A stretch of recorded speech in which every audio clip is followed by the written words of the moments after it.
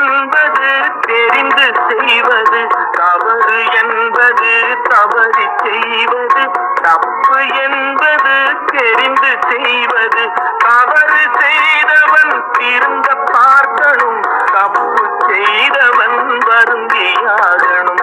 நல்ல நல்ல பிள்ளைகளை நம்பி இந்த நாளே இருக்குது தம்பி.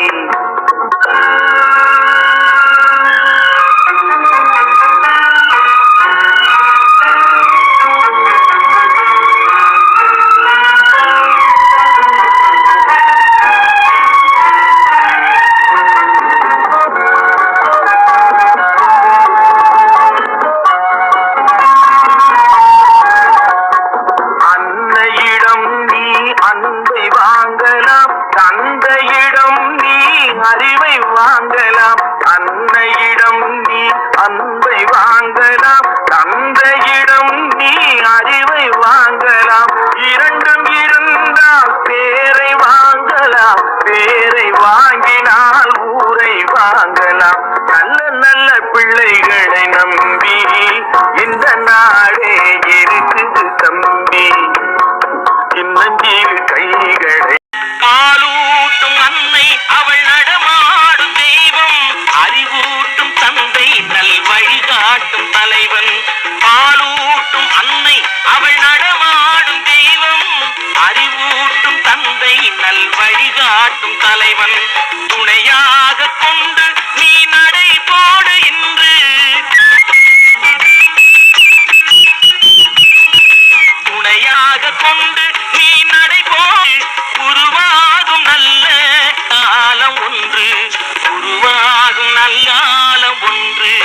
நல்ல பேரை வாங்க வேண்டும் பிள்ளைகளே, நம் நாடு என்னும் தோட்டத்திலே நாளை மலரும் முல்லைகளே. நல்ல பேரை வாங்க வேண்டும் பிள்ளைகளே.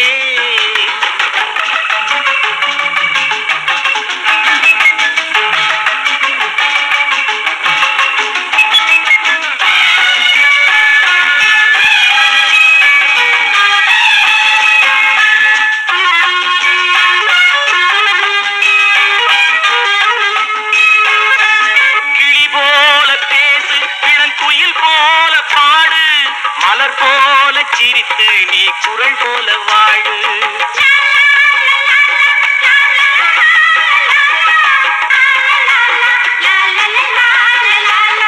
மனதோடு கோபம் நீ வர.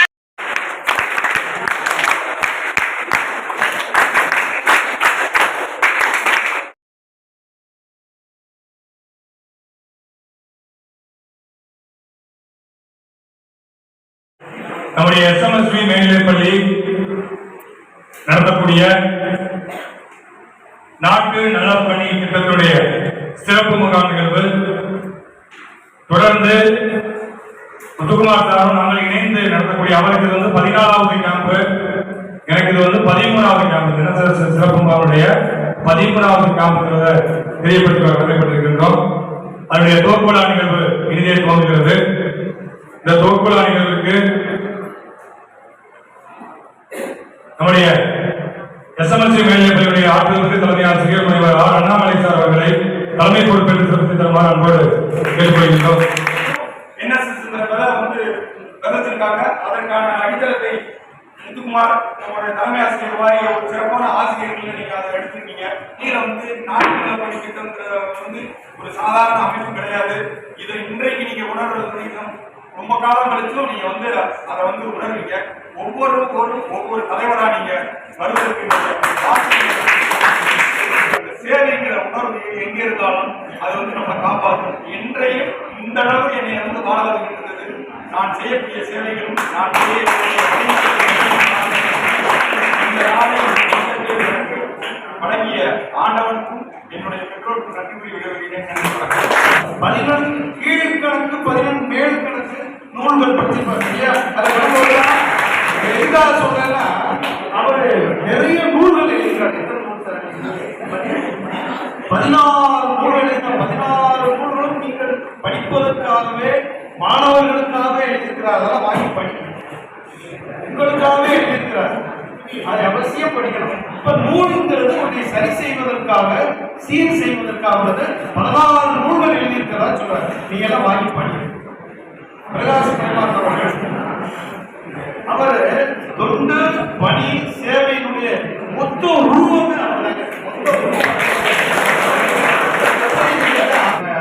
உங்களுக்கு இவர்கள் இருவரும் மிகச்சிறந்த வழிகாட்டிகள்.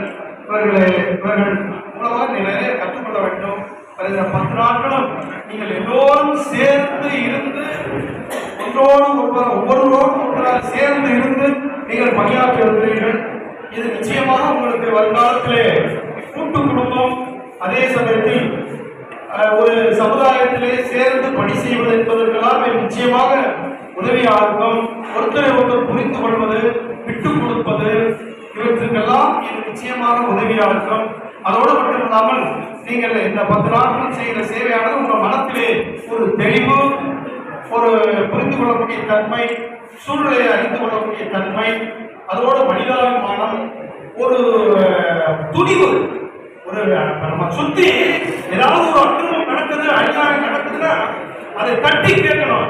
அந்த உரிமை உனக்கு வேணும், தட்டி கேட்கணும். தனி ஒருவனுக்கு உணர்வில்லை எனில் ஜெகத்திலே அளிக்கணும். நான் சொன்னா மனிதனாக வாழ்ந்திட வேண்டும் மனதில் வையடா, தனி உடமை கொடுமைகள் தீர தொண்டு செய்யடா. இந்த நாட்டு நலப்பணி திட்டத்துடைய திட்ட இயக்குனர் மரியாதைக்குரிய லட்சிய ஆசிரியர் திரு சேவூர் முத்துக்குமார் அவர்களை வருக. நலமான இளைஞர் வளமான பாரதத்தை வளமாக நாம் உருவாக்க வேண்டுமானால் நீங்கள் எல்லாம் நலமாக இருந்தால்தான் ஒரு வளமான பாரதம் நமக்கு கிடைக்கும் என்பதை குறிக்கோளாக கொண்டு நமது பள்ளியிலே 2005ஆம் ஆண்டு இந்த NSS ஆரம்பிக்கப்பட்டது. அப்பெல்லாம் பார்த்தீங்கன்னா ஒரு 10 நாட்கள் நடைபெறும். அந்த 10 நாட்களும் நாம் முகாமில் தங்கி அதை மிக சிறப்பாக நடத்த வேண்டும். முதல்வராக 2005ஆம் ஆண்டு இந்த NSS இப்ப நான் எப்படி கோஆர்டினேட்டர் இருக்கணும், அன்றைக்கு அந்த கோஆர்டினேட்டராக இருந்து ஒரு 3 ஆண்டுகள் மிக சிறப்பாக அதை வழிநடத்திய பெருமை நமது பள்ளி தலைமை ஆசிரியரை சார்ந்தது. அவர்கள் தான் முதல் NSS கோஆர்டினேட்டர். அதன் பிறகு நம்ம MTS ஆகிட்டாங்க. அதன் பிறகு கிட்டத்தட்ட 14 ஆண்டுகள் நான் NSS கோஆர்டினேட்டர் இருக்கேன். தம்பி மணிமாறன் எனக்கு துணையாக இருக்கிறார். என்ன நேஷனல் சர்வீஸ் ஸ்கீம், இதனுடைய மோட்டோ என்னப்பா? Not me but you. அப்படின்னா என்ன அர்த்தம்? எனக்காக அல்ல, உங்களுக்காக. நான் பிறந்தது எனக்காக அல்ல, உங்களுக்காக. யாரு? மக்கள். மக்கள் யாரு? ஏழை எளிய மக்கள், உதவி தேவைப்படக்கூடிய மக்கள். யாருக்கு உதவி தேவைப்படுகிறதோ அவர்களுக்கு ஓடி சென்று உதவக்கூடிய அந்த நல்லெண்ணம் படைத்த, மனிதநேயமிக்க, சேவை மனப்பான்மை மிக்க, ஆளுமை திறன் மிக்க மாணவர்களை உருவாக்குவதுதான் இந்த NSS நோக்கம். இது இந்தியாவில் எப்போது துவங்கப்பட்டது என்றால் 1969ஆம் ஆண்டு. அந்த ஆண்டுக்கு ஒரு விசேஷம் உண்டு. என்னன்னா, அதுதான் காந்தியடிகளின் நூற்றாண்டு. காந்தியடிகள் யாருப்பா? மகாத்மா காந்தியடிகள் யாரு? தேச தந்தை. வேற என்ன அவரை பத்தி தெரியும்? அகிம்சை வழியில் போராடி நாட்டுக்கு சுதந்திரம் பெற்று தந்தார். அவங்களுக்கு தான் அவன் பண்ணி கொடுத்தாரா? நிறைய தலைவர்கள் இந்த நாட்டுக்கு கிட்டத்தட்ட 300 ஆண்டுகள் இந்த நாடு வெள்ளையனுக்கு அடிமைப்பட்டு கிடந்தது. தண்ணீரும் செந்நீரும் ரத்தமும் சிந்தி எண்ணற்ற தேசபக்தர்கள் நமக்கு விடுதலையை பெற்று தந்தார்கள். காந்தி அதை முதன்மையாளர். வேற யார் சொல்லலாம்? நேதாஜி சுபாஷ் சந்திர போஸ். அப்புறம் இங்க பாத்தீங்களா, குடிகாத்த குமரன், வேற வாஞ்சிநாதன், பகத்சிங், இப்படி நம்ம நிறைய பேர் சொல்லலாம்.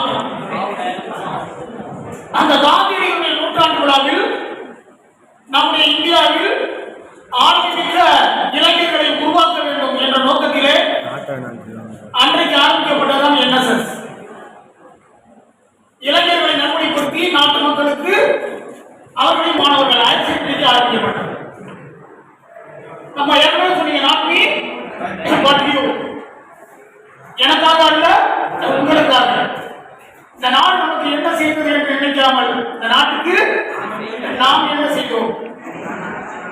நாம என்எஸ்எஸ் பார்த்தீங்கன்னா சக்கரம் இருக்கா, இது வந்து எங்க இருக்குன்னா ஒரிசா மாநிலத்தில் ஒரு கோயில் இருக்கு. அந்த கோயில் பேர் வந்து சூரியனார் கோயில், அதாவது குணாரர் கோயில். அந்த கோயில் உள்ள சக்கரம் தான் இந்த சக்கரம். இந்த சக்கரத்தை போல இடைவிடாமல் சக்கரம் எப்படி சொல்கிறதோ அது மாதிரி மாணவர்கள் இடைவிடாமல் மக்களுக்கு சேவை ஆற்ற வேண்டும். இடைவிடாத சேவை 24 மணி நேரம். இப்ப சென்னை வெள்ளம், கஜா புயல், இந்த மாதிரிலாம் கேரள வெள்ளம் எல்லாம் வரும்போது என்எஸ்எஸ் மாணவருடைய பங்கு மிக அதிகம். அந்த மக்களை காப்பாற்றிய பணி நம்ம பணி மாணவர்கள் நிறைய பொருட்களை எல்லாம் சேர்த்து நிறைய நம்ம அனுப்பியிருக்கோம். அது பிறகு பார்த்தீங்கன்னா சுனாமி, அந்த காலகட்டத்தில் என்எஸ்எஸ் மாணவருடைய சேவை மிக மிக அதிகம்.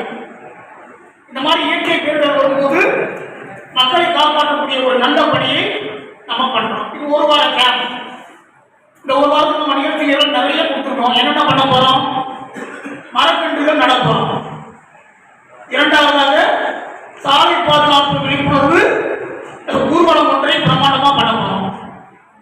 அது பிறகு பார்த்தீங்கன்னா ரத்த தான முகாம் நம்ம நடத்த போறோம். அப்புறம் பார்த்தீங்கன்னா கோயிலெல்லாம் போய் நம்ம உழவு பணி, தூய்மை பணி பண்ண போறோம். நம்முடைய பள்ளி வளாகத்தை நாம் தூய்மைப்படுத்த இருக்கிறோம். அதன் பிறகு யோகா தியான வகுப்புகள் எல்லாம் உங்கள் மனதை ஆற்றுப்படுத்தும். அதன் பிறகு மாணவர்கள் பங்கேற்கக்கூடிய கலை நிகழ்ச்சிகள், ஆடல் பாடல் நடனம் எல்லாமே நடக்கும். மிகப்பெரிய ஆளுமைகள் எல்லாம் வந்து நல்ல தலைப்பிலே உங்களுக்கு உரையாற்ற இருக்கிறார்கள். இப்ப நீங்க வந்து நான் இருக்கீங்க. இந்த ஒரு வார காலத்துக்கு பிறகு நான் என்ற எண்ணம் உங்களுக்குள் உருவாகும். இதுல யார் யாரெல்லாம் பேச தெரியாதோ அதெல்லாம் பேச போறான். யார் யாரெல்லாம் மைக் பிடிக்கலையோ அதெல்லாம் மைக் பிடிக்க போறான். யார் யாரெல்லாம் பயந்துக்கிட்டு நடிக்கிட்டு இருக்கீங்களோ அதெல்லாம் தைரியமா மேடையாக போறான். ஆனா உங்களுடைய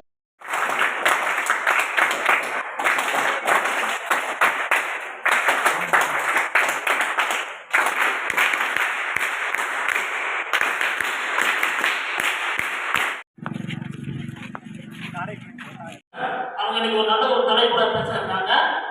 அவர்களுக்கு நாம் கொடுத்த தலைப்பு வந்து இலக்கையை நோக்கி. நான் முதல்ல இதில் கலந்துக்கிட்டேன். இது மாதிரி நான் இந்த ஸ்கூல்ல எந்த ஸ்கூல்லையுமே கலந்துக்கிட்டது இல்லை. இது சேவை செய்யறதுலாம் எனக்கு வந்து ரொம்ப பிடிக்கும். இதில் வந்து நான் நிறையா வந்து அனுபவம் வந்து எனக்கு எல்லா ஸ்கூல்லையும் இருந்திருக்கேன் இந்த மாதிரி காம்படிஷன்ல. ஆனா இந்த மாதிரி பண்ணி நான் எங்கேயும் பார்த்ததில்லை. நியூஸ் பேப்பர்லாம் வந்து ஒரு ஸ்கூல்ல அந்த இதில் நம்மளாம் நிற்கிறவங்க போது அது ஒரு பெருமை தான். என்ன பண்ணும்போது அது ஒரு பெருமை இருக்கு. என்எஸ்எஸ் அடிக்கும் போது ஒரு கெட்டாதான் ரத்தத்தை கொடுத்து உயிரை காப்பது, அதுக்குதான் அந்த ரெட் கலர் கொடுத்திருப்பாங்க. ரத்தத்தை உதிரத்தை கொடுத்து உயிரை காப்பது. இப்ப 2வது கொஸ்டின், அது எதை குறிக்குதுன்னா ஆகாயத்தை குறிக்குது. இந்த ஆகாயத்தை ஏன் குறிக்குது அப்படின்னு சொன்னா, ஆகாயம் எதிர்பாராமல் விவசாயிகளுக்கு மழையை குடிக்கிறது. மழையின் மூலமாக விவசாயம் பண்றோம், விவசாயத்தின் மூலமாக உணவு கிடைக்கிறது, உணவு கிடைத்ததன் மூலம் சாப்பிடுகிறோம், சாப்பிடுவதனால் உயிர் வாழ்கின்றோம், உயிர் வாழ்வதால் நாம் அத்தனை பேருடைய பழகுவதற்கும் படிப்பதற்கும் வாய்ப்பு ஏற்படுகிறது. அதுக்காக அந்த ப்ளூ ரிவர் கொண்டு வந்திருக்காங்க. நாம் அனைவரும் இந்நாட்டின் குடிமக்கள் உரிமையை பெறுவது போல் கடமையை செய்ய வேண்டும்.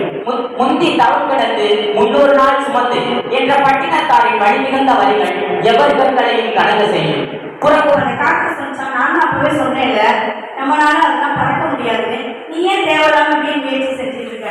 ஆனா அந்த தாத்தா சொன்னதையெல்லாம் பொருட்படுத்தாமல் அது மறுபடியும் தன்னுடைய 2 இறக்கைகளையும் விரித்து அத்துணை காற்று இடி மின்னல் மழையில கிழித்து எந்த வேகத்துக்கு மேலே பறக்கணும்னு நினைச்சிச்சோ அதே வேகத்துல பறந்துட்டா. அப்பதான்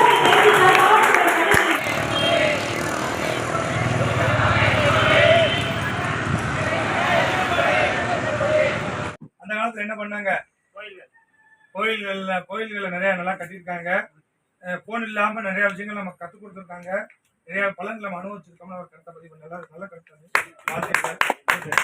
இந்த கொரோனான்னு ஒண்ணு வந்துச்சு. அப்ப எந்த பள்ளிக்கு போய் படிச்சீங்க நீங்க? போன்ல ஆன்லைன் கிளாஸ் ஒண்ணு எடுத்தானே, எதுக்கு எடுத்தாங்க? அங்க போக முடியலன்னு இதுல இருந்தானே அறிவை வளர்த்து விட்டான். நாங்க இது போனான்னு தெரியல. ரத்த முகாம் நடந்துச்சு.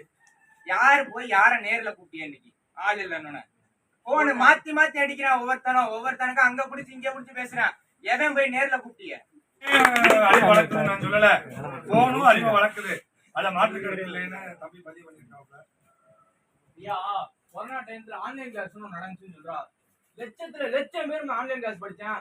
அப்படியே ஆன் பண்ணி வச்சு பிரசன்ட் மட்டும் போட்டு ஃப்ரீ ஃபயர் விளையாடுறாயா? இது என்னையா அது? கொரோனா டைம்ல ஒரு பையன் மனநலம் பாதிக்கப்பட்டு இந்த ஃப்ரீ ஃபயர் விளையாண்டு மனநலம் பாதிக்கப்பட்டு போனே இல்லாம கையை மட்டும் நோண்டிட்டு இருக்கான்.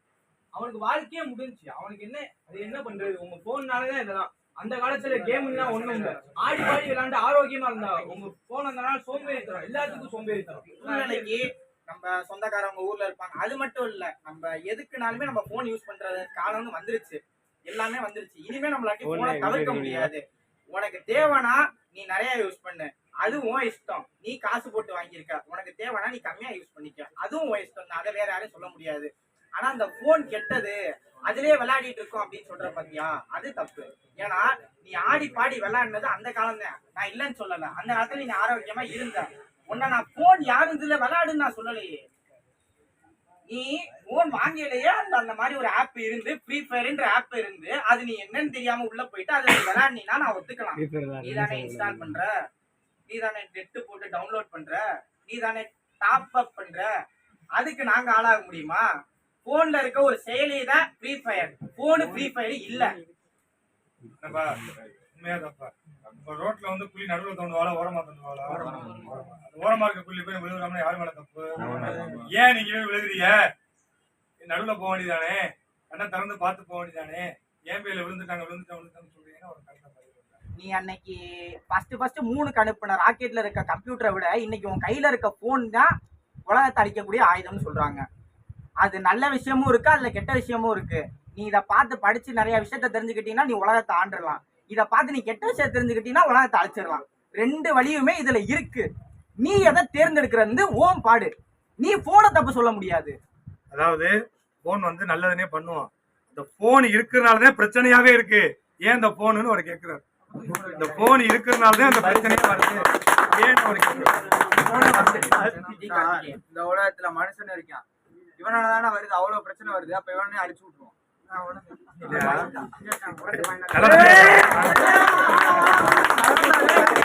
வீடு இருக்கனால இந்த புகையெல்லாம் கிளம்புது, ஃபேக்டரி, அதே அழிச்சு விட்டுருவோம். எல்லாரும் போயிடுவாங்க.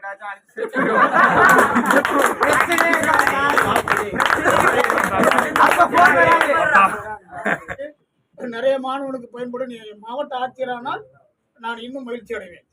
கண்டிப்பா முடியும். டிஎன்பிஎஸ் சேர்த்தா எல்லா குரூப் எனக்கு பெரிய ஆளா வருவாங்க நம்பிக்கை எனக்கு இருக்கு.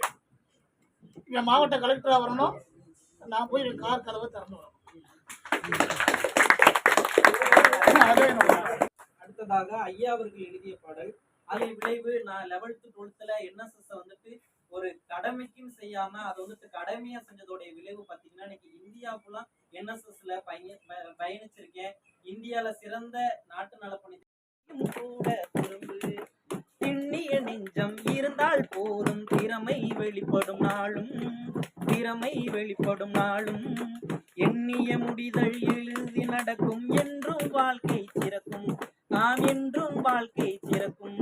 ஏ தானே நானே தானே நானே தானே நானே தானே தன்னை தானே நானே தானே தானே நானே தானே நானே தானே நானே தானே தன்னை தானே நானே தானே.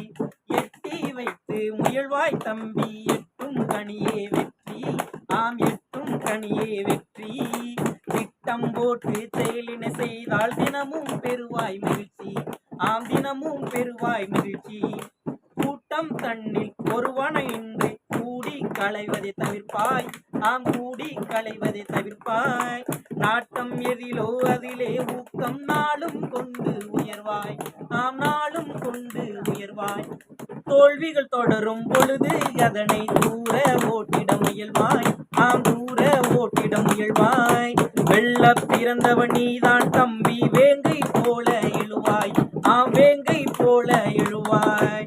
உனக்குள் தானே திறமை இருக்கு, உன்னால் முடியும் நம்பு, நீ உன்னால் முடியும் நம்பு. மனதில் உறுதி குடையோ தமக்கு மழையும் கூட துரும்பு ஆமலையும் கூட துரும்பு. விண்ணை நம்பணும் விடியும் என்று, உன்னை நம்பணும் முடியும் என்று அப்படிங்கிற மாதிரி மாணவர்களுக்கு தன்னம்பிக்கை ஊட்டும் விதமா உன்னால் முடியும் நம்மள இது மாதிரி பல பாடல்கள் இருக்கு. இந்த பாடல்கள் எல்லாம் நீங்க வாங்கி படிச்சாலே போதும், உங்களுக்கான வாழ்வியல் நெறிகள் எப்படி வாழணும் எப்படிப்பட்டு வாழணும் அப்படிங்கிறதெல்லாம் நம்ம அறிஞ்சுக்கலாம். அடுத்த நிலையா பாத்தீங்கன்னா உலகம் ஆகுது வெப்பம் அப்படிங்கிற ஒரு தலைப்புல இன்னைக்கு வந்துட்டு உலகத்தை எல்லா உயிர்களுக்கும் சொந்தமானதான். ஆனா இந்த நம்ம மனித இனம் மட்டும் என்ன தெரியுமா பண்றோம், இந்த உலகம் எனக்கானது மட்டும் அப்படின்னு சொல்லிட்டு எத்தனையோ உயிர்களை அழிச்சு அதனால நம்ம மகிழ்ச்சியா வாழ்ந்துகிட்டு இருக்கோம். இந்த நிலையினா மாறணும். இப்படியே வாழ்ந்தா என்னடா நம்ம வாழ்க்கையில நடக்க போகுது அப்படின்னா நினைக்காதீங்க. இன்னைக்கு கொரோனா காலகட்டத்துல நிறைய பேருக்கு ஆக்சிஜனே கிடைக்காம ஆக்சிஜன் சிலிண்டர் பத்தாம எத்தனையோ உயிர்கள் போனது. இதுக்குன்னா காரணம் என்ன? மரங்களை வெட்டுறோம், விளைநிலங்கள்ல வீடு கட்டுறோம். இன்னைக்கு தூத்துக்குடி தென் மாவட்டங்களா இருக்கட்டும் அல்லது சென்னையா இருக்கட்டும், வருடம் ஒரு கனமழை பெஞ்சிருச்சுன்னா வெள்ளம் வந்துருது அப்படின்னு சொல்றோம். எதற்கு இதுனா காரணம்? எல்லாம் அந்த நீர்வழி தடங்களை ஆக்கிரமிச்சு கட்டிடங்களும் குடியிருப்புகளும் கெட்டதான் அடிப்படையான காரணம். இந்த நிலைமைனா மாறிடணும். நம்மலாம் இயற்கை வளங்களையும் இயற்கை தந்த கொடைகளையும் போற்றி வணங்கணும் அப்படின்னு சொல்லி உலகமாகுது வெப்பம் அப்படிங்கிற ஒரு தலைப்புல உங்களுக்கான பாடல். ஸ்கூலுக்கு வந்தானே பின்னாடி போட்டிலாம் நடந்துச்சு. அதில் நான் முதலிடா அதுக்கப்புறம் சிவன் கோயிலுக்கு சுத்தம் பண்ண போனா விழிப்புணர்வு ஊர்வலம் நடந்துச்சு. அது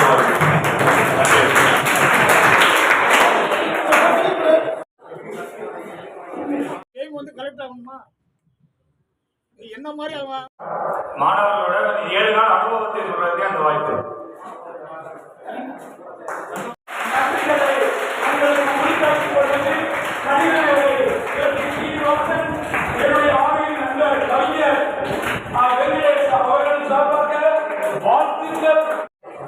பணிகளை பார்க்கிறோம், விளையாடுறோம், விஷயங்களை கற்றுக்கிறோம், நம்முடைய திறமைகளை வெளிப்படுத்துறோம், நல்லா சாப்பிடுறோம். இப்படி அனைத்து நிகழ்வுகளையும் நம்ம சரிசமமாக செஞ்சிருக்கோம். அதே போல நடைபெற்ற போட்டிகளை சும்மா போட்டியை நடத்தாம பரிசு போட்டியை நடத்தணும் விருப்பப்பட்டு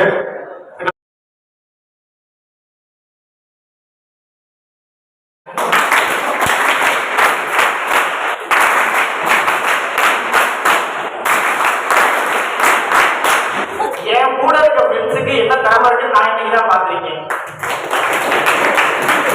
ரெண்டாவது எனக்குள்ள என்ன திறமை இருக்குன்றத கண்டுபிடிக்கிறதுக்கு சார் 2 சாருமே எனக்கு உதவி பண்ணியிருக்காங்க. முத்துக்குமார் சாரும் ஜேபிஎம் சாருக்கும் நான் ஒரு பெரிய நன்றியை சொல்லிக்கிறேன்.